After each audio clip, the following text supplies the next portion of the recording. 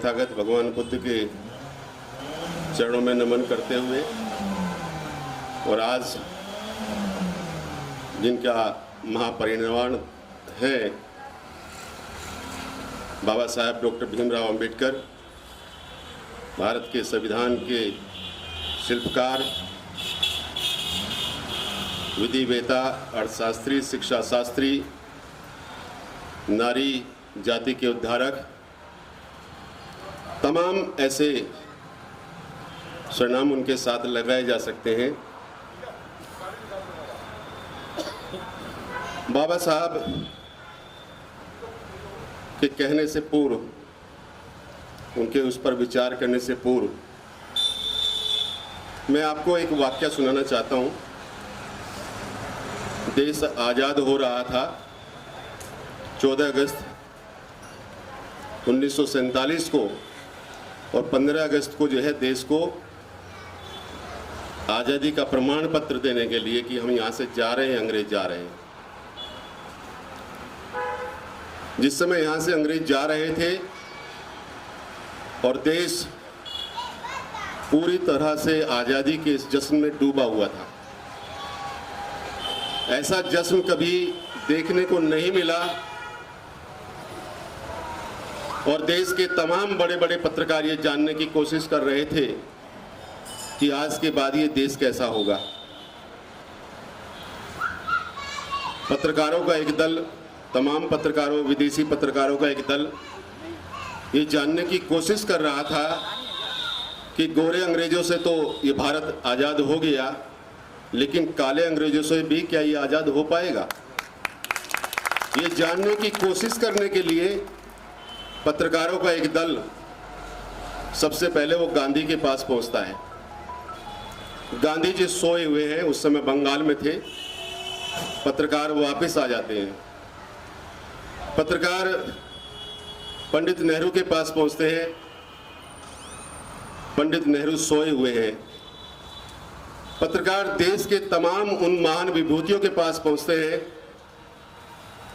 ये जानने की कोशिश करते हैं कि क्या होगा कल, और सब के सब सोए हुए हैं।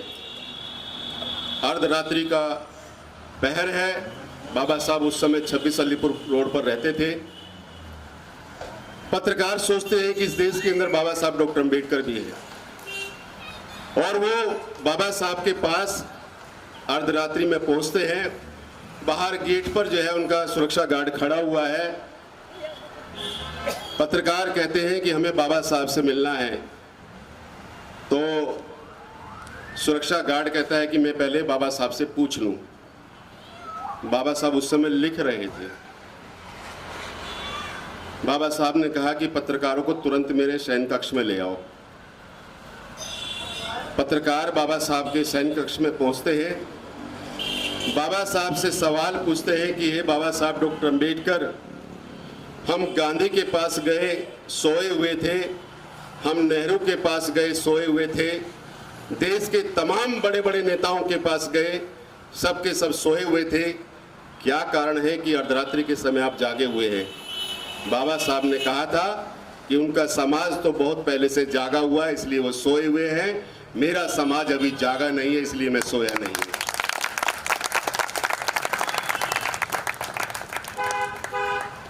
बाबा साहब ने जब ये कहा कि मेरा समाज अभी जागा नहीं है,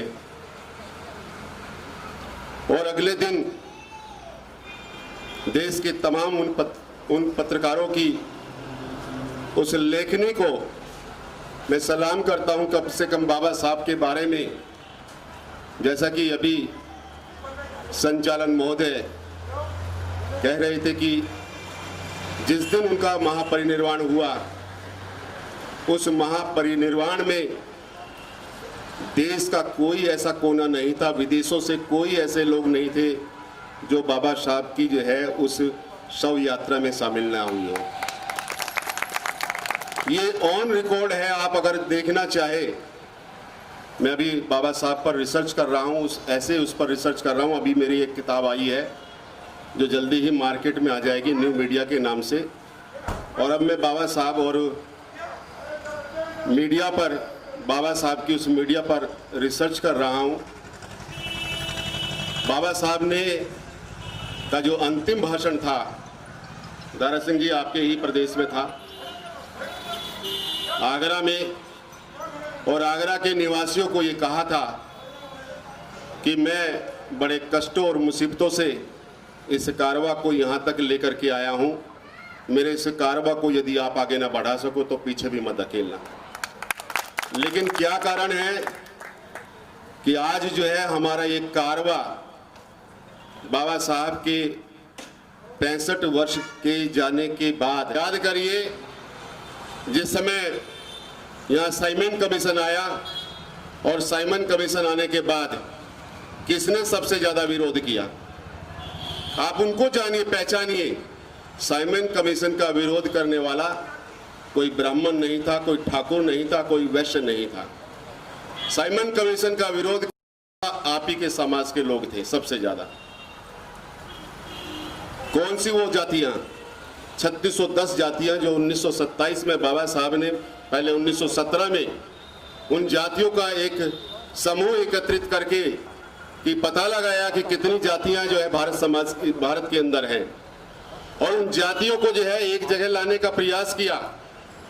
और जैसे ही बाबा साहब ने इनको वहाँ लंदन में जब उन्होंने अपना भाषण दिया, और अंग्रेज राज जो है, अंग्रेजी समाज जो है ये देख करके, ये समझ करके कि देश के अंदर, भारत के अंदर इतनी जातियां, विदेशों में 2 ही जातियां हैं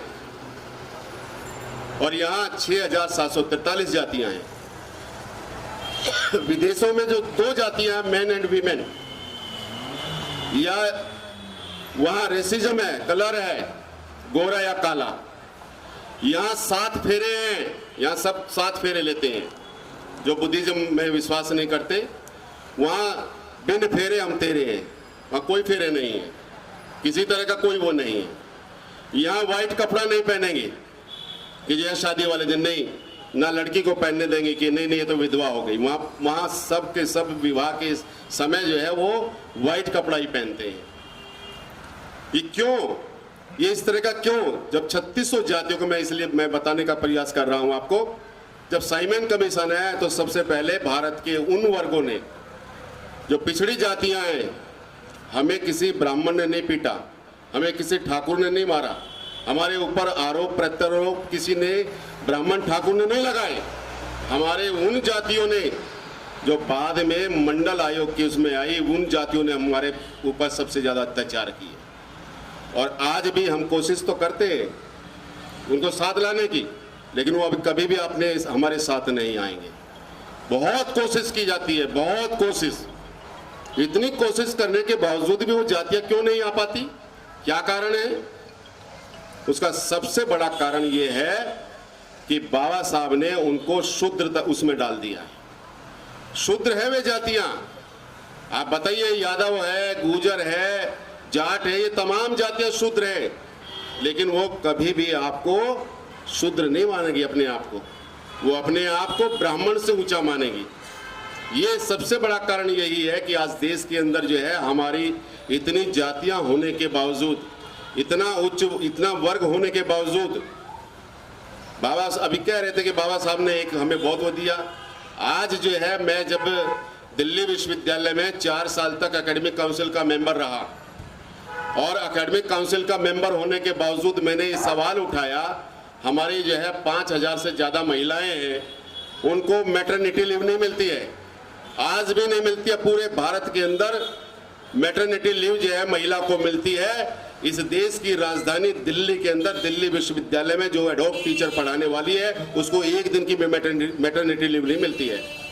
जब मैंने सवाल उठाया बाबा साहब के उसमें कि जो है, जो कह रहे थे कि 8 घंटे का जो है प्रावधान है, 8 घंटे का प्रावधान तो बाबा साहब ने कर दिया, लेकिन क्या 8 घंटे आप उस समाज के लिए भी काम करते हो? 1 घंटे के लिए कौन से वो लोग हैं जो 1 घंटा भी अगर बाबा साहब के उसको देते हो? बाबा साहब ने मरने से पहले वो जो चीज देके गए, हमें भारत का संविधान देके गए। आज संविधान पर इतने हमले हो रहे हैं, कौन बोलने वाला है? कौन बोलता है भारत के संविधान पर? सबसे ज्यादा फायदा लेने वाले आपका समाज, वो आईएएस ऑफिसर है जो आपके बीच में कभी नहीं आता है, कभी नहीं आएगा आपके बीच में। वो कितनी भी कोशिश कर लीजिए, अगर आप किसी एक आईएएस ऑफिसर को आप अपने बीच में लाए तो मैं मान जाऊंगा कि हाँ आपके बीच में कोई आईएएस ऑफिसर आया है। और अगर वो आ भी गया तो वो कभी ये नहीं कहेगा मैं दलित समाज से हूं, उसकी अपनी अलग से एक समाज बना हुआ है उनका। सबसे ज्यादा फायदा लेने वाला वो ही समाज है जो गांव से निकल करके और यह शहर में आ गया है, और शहर में आकर के दारा सिंह जी की कोठी के बगल में बना लेता है और उस पर अपना बड़ा नेम प्लेट लगा देता है। वो नाम के सामने अपना उपनाम भी ऐसा लगा देता है जो दलित जाति का नहीं है। गांव में वहां उसको चमार कहते हैं, यहाँ वो गौतम बन गया है। गांव में वहां उसको चमार कर कहते हैं, यहाँ एलावत और सहरावत बन गया है, यहाँ दहिया बन गया है, यहाँ पता नहीं क्या क्या बन गया आकर के वो अपनी जाति को छिपाता है। कितने ऐसे लोग हैं जो बाबा साहब ने कहा था कि कम से कम जो है आपने जो फायदा लिया है उसका फायदा लेने के बाद में आप बड़ी सी नेम प्लेट बनाए लगे, लिख लो दारा सिंह गौतम और नीचे लिख दो कुत्तों से सावधान। इतनी बड़ी नेम प्लेट लगा देते हैं। मैं दारा सिंह जी का इसलिए उदाहरण देता हूँ, मेरा छोटा भाई है, कुछ कहेगा नहीं मुझे, और इनको भी पता है कि हाँ भाई ये स्थितियां हैं, ये सच्चाई है। एक भी अगर आपके बीच में हर साल जो है 200 से ज्यादा आईएएस ऑफिसर निकलते हैं SC ST के, एक भी नहीं आता आपके बीच में। इंजीनियर कितने निकलते हैं, एक भी नहीं आता। डॉक्टर है वो कभी नहीं आता आपके बीच में। प्रोफेसर है वो नहीं आएगा। वकील है वो नहीं आएगा। वकील भी कहता है कि भाई अगर किसी को पता चल गया कि मेरे नाम के आगे पीछे ये लिखा हुआ तो मेरे पास केस नहीं आएंगे। फिर समाज को कौन दिशा देगा? दिशा देने का काम कौन करेगा? जिसके लिए बाबा साहब ने प्रावधान किया आरक्षण का, और उस आरक्षण का लाभ लेकर के सबसे ज्यादा लाभ उन्होंने उठाया। गांव में चले जाइए, मैं बात कर रहा हूं 1984 की, जब मैं टीचर बना पहली बार, तो बहुत सारे जो उत्तर प्रदेश और दूसरे राज्यों से आए हुए थे वो अपने नाम के सामने ऐसे टाइटल लिखे हुए। हमने उनसे सवाल किया क्या आप अपने गांव भी जाते हो? तो उन्होंने कहा कि गांव जाएंगे तो हमारे जो लोग हैं वो हमें उसी नाम से पुकारते हैं। मैं नाम भी बता दूंगा, दारा सिंह जी, हमें उसी नाम से उसी से कहते हैं, अरे देखो फलाने का जो है छोरा चमार का जो है वहां प्रिंसिपल बन गया। वो नहीं जाते हैं अपने गांव। उस गांव से निकल करके उसके माता पिता ने वो यहाँ भेजा इस शहर के अंदर, राजधानी के अंदर, लेकिन राजधानी में आने के बाद वो अपनी जाति छिपा करके रह रहा है। आप उससे कल्पना करते हो कि जो है बाबा साहब के संविधान को जो है वो लागू कराएगा बाबा साहब के वो 6 तारीख को? अगर ये पता चलता, कहने की भी आवश्यकता नहीं थी। ये पंडाल जो है यहाँ 50 लोग हैं, बाबा साहब के उसमें तो हजारों लोग आते हैं। जब बाबा साहब का एक बार नाम सुन ले कि बाबा साहब के वहां परिनिर्वाण पर ये कार्यक्रम हो रहा है, अरे भूखा प्यासा वो व्यक्ति आ जाता है जिसने बाबा साहब को जाना है। लेकिन बाबा साहब के नाम को वो सबसे ज्यादा लाभ उठा रहे हैं लोग जो नौकरियों में हैं। अभी मैं कुछ कड़वी बात कह करके, हो सकता है सत्यनारायण दोबारा ना बुलाए, नहीं ना? हो सकता है, हाँ। नहीं, सत्यनारायण की तो मैं वैसे भी परवाह नहीं करता, क्योंकि जो है इसको पता है कि फूफा जी जो है कुछ कह के जाएंगे तो कोई बात नहीं, माफ कर देंगे। मैं इसका फूफा लगता हूँ, और फूफा की वैसे भी जो है पहचान ज्यादा होती है ना? फूफा ज्यादा करता है, फूफा करने वाला ही फूफा होता है।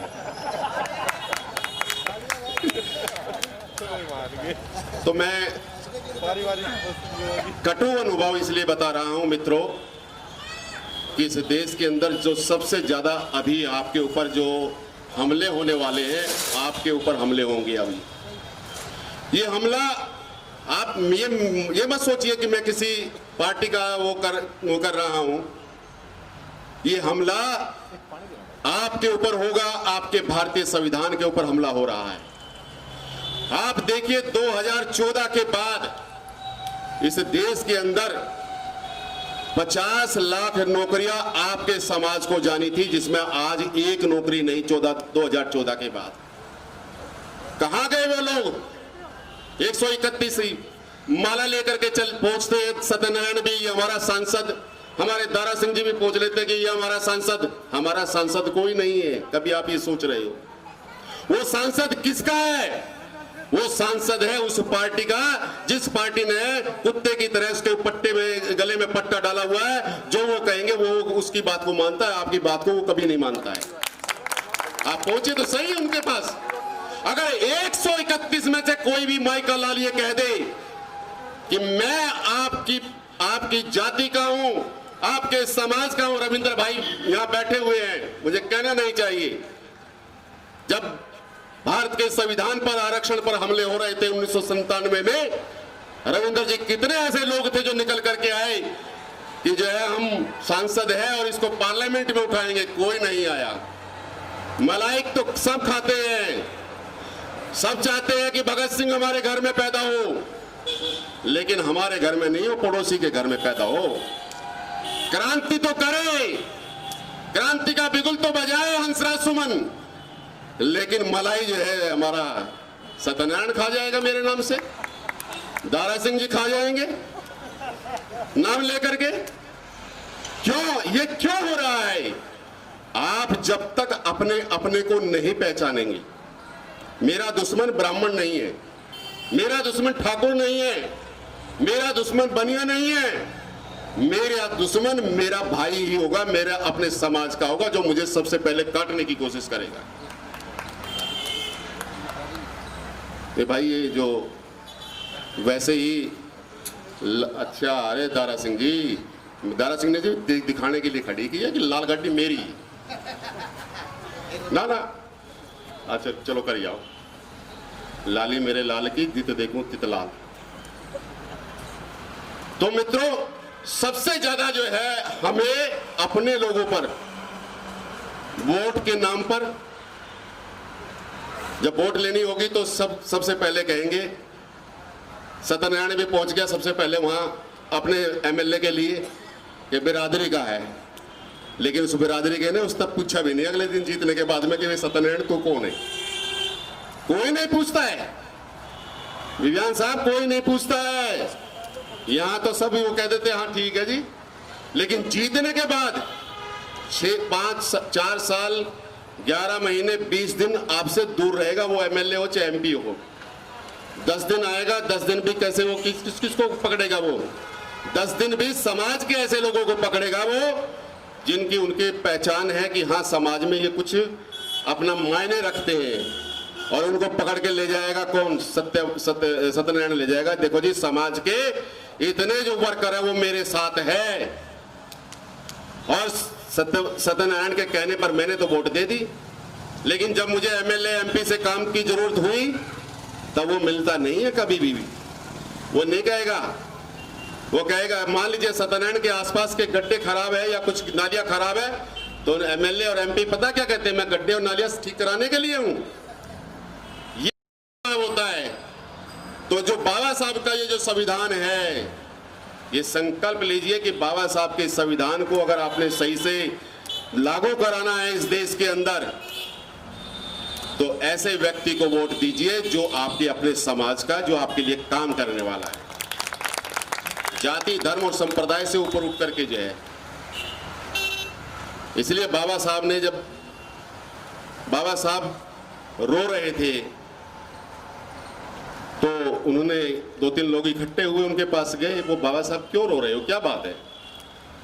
कि समाज को मैं जागृत करने का प्रयास कर रहा हूं और एक समाचार पत्र में निकालना चाहता हूं, लेकिन पैसा नहीं है। तो कई लोगों ने कहा पैसा हम देंगे। तो ठीक है, पैसा देंगे तो पहले विज्ञापन आना चाहिए। जैसा अभी ये सवेरा, कौन सा सवेरा, मेरे पास तो नहीं है, स्टार सवेरा। अब स्टार सवेरा वालों ने जो है अपना प्रचार प्रसार करने के लिए विज्ञापन का तो कहीं ना कहीं सहारा तो लिया होगा। तो बाबा साहब तिलक जी के पास पहुंचे। उस समय केसरी समाचार पत्र जो है सबसे ज्यादा निकलता था पूरे भारत के अंदर। और बाबा साहब जो है केसरी के पास पहुंचे कि मुझे अपना विज्ञापन देना है और ये 30 जनवरी 1920 को जो है ये समाचार पत्र मूक नायकाना है, इससे पहले विज्ञापन आ जाना चाहिए। उस केसरी ने जो है देखिए बनिया तो पैसे के लिए होता है, विज्ञापन नहीं निकाला उसने। आज अगर मान लीजिए विज्ञान साहब चले जाए कि मुझे सुबह सवेरा जो है अपना विज्ञापन निकालना है, तो वो कहेगा लाइए, तुरंत लाइए। लेकिन उस समय जो है बाबा साहब का मूक नायक समाचार पत्र 100 साल हो चुके हैं बाबा साहब के, इस पर कोई काम नहीं हो रहा है। कुछ समय तक निकला बाबा साहब का ये अखबार। मैं ये इसलिए कह रहा हूं क्योंकि ये मुझे बताया गया था कि आज जो है इसका जो है उद्घाटन भी होना है एक तरह से। तो सुबह अखबार तो निकालिए, आप समाचार पत्र भी निकालिए, लेकिन मेरे मित्र भाइयों दोस्तों, आपका जो है समाचार पत्र नहीं चलेगा, आपका चैनल नहीं चलेगा। क्यों नहीं चलेगा? क्योंकि जो है ये समाज जो है ये चाहता है कि फ्री में मिल जाए हमें।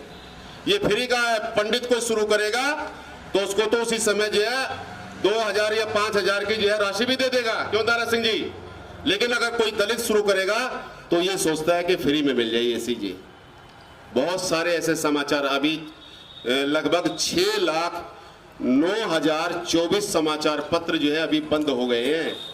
ये 2014 के बाद में ये डाटा है। मैं इसलिए कह रहा हूं कि तमाम समाचार और मैगजीन कितनी बंद हो गई, उसके साथ चैनल बंद हो गए हैं। और ये चैनल जो अब स्टार्ट किए हैं दलितों ने, बहुत सारे चैनल दलितों ने स्टार्ट किए हैं। मूक नायक बहुत लंबे समय तक नहीं निकला, लेकिन जैसे ही बाबा साहब ने जो सोचा कि चलिए मूक नायक शुरू किया जाए, मूक नायक शुरू होने उनके बाद में और 5-7 अंक निकलने के बाद में बंद हो गया बाबा साहब का। और बंद हो गया तो उसके बाद बाबा साहब ने, आपको मालूम होगा, बहिष्कृत हितकारिणी सभा बनाई थी बाबा साहब ने। और 1927 में उन्होंने सोचा कि जो है एक समाचार दूसरा निकाला जाए, फिर ये समाचार पत्र निकाला, वो भी कुछ समय के बाद बंद हो गया। 1900 जनता थोड़ी सी प्रबुद्ध हुई, बाबा साहब ने प्रबुद्ध भारत अखबार से निकाला। बाबा साहब ने जीवन के अंतिम क्षणों में जो है एक अखबार जनता निकाला। मैं ये इसलिए बता रहा हूं आपको कि जिस कार्य को आप प्रारंभ करें तो आपकी उसमें मास्टरी होनी चाहिए, बिना उसके कोई दस्तक नहीं देनी चाहिए।